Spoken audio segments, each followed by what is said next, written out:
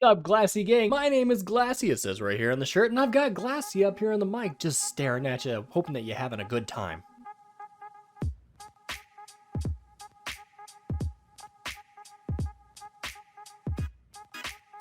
If you've seen the title, then you already know that we're talking about the GeForce RTX 3050, which again, I have no idea why Nvidia is pushing out graphics cards whenever they can't even make enough and people can't really get one. When it comes to the 3050, they are primarily focusing on 1080p gamers, which if we hit 10,000 subscribers, that 1080p 360Hz Asus monitor could be yours. Once again, I'll even pay for shipping. But before we go ahead and get into the video, I'd like to remind you to please drop a like, watch it all the way through to the end. I'm not even gonna lie to you, we need the algorithm to pick us up. Leave a comment down below which graphics card you have, which graphics card you want, or what is your dream build. But let's go ahead and get into the nitty gritty of it. Cue the cool transition.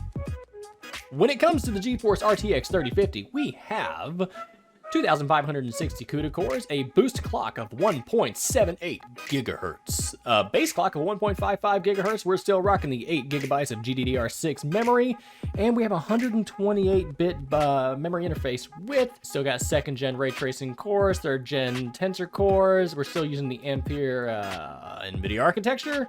And then all the extra stuff that you obviously are going to get with the card. Now, it's definitely saying that we can hit damn near 8K for maximum digital resolution, but we already know that for a 3050, I really don't think that that's going to happen. Even if you're hitting that, you're not going to hit 60 FPS at all. It's going to have HDMI and 2 display ports. You can handle up to 4 monitors, and that's what it's saying. I don't believe it.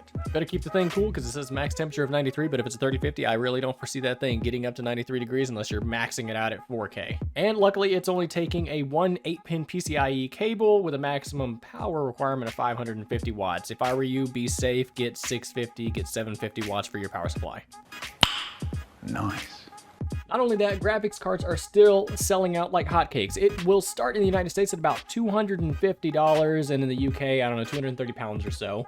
But the thing is that you more than likely will not be able to get your hands on one. Let's face it, it has nothing to do with miners. It's mainly due to the shortage of raw materials to produce these cards. Not only that, supply is low and silicon prices are skyrocketing.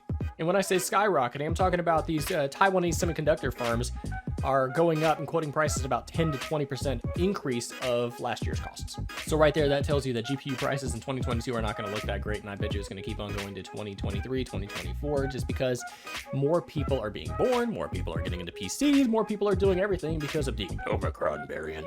And so they're going to stay inside and play games and whatnot. Hell, it took me about 4 to 6 months to even build my computer. But when it comes to the 3050s, Nvidia should place their card around $250, while other makers like Asus are going to charge it around $449 plus taxes, plus shipping, plus whatever the scalper charges you. In general, it's just going to be really difficult for you to be able to get a card, even if they keep creating budget cards. We already know that they're making a 3090 Ti, which is absolutely ridiculous because it's only approximately 5 to 10% faster than a regular 3090, and you can check it out in that video with the link right above me. But it just sucks that we keep producing things that people cannot get their hands on. The average person. Now, if you don't have a bot or you're not scouring Best Buy website like every single day, it's just going to be difficult to find one. So when it comes to the technical specs of the 3050, it's showing that with RTX on, it beats out the 1650 and the 1050.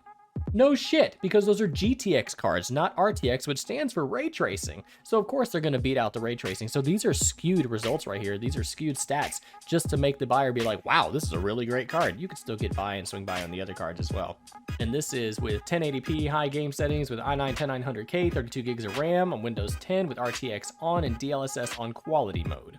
And whenever they put up the stats against 1650, 1050 Ti, and the 1050, of course they're going to have ray tracing plus DLSS turned off on all the other games because that card cannot, those other cards cannot produce ray tracing.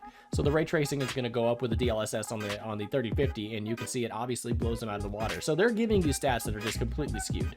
So if you can get your hands on this card and you're playing light gaming at 1080, I mean, honestly, if you play CPU dependent games like CSGO, Halo, Call of Duty, you should be all right as long as you have a decent CPU, and you'll be able to get your quality output with your graphics card. But the biggest thing is being able to get the card in the first place.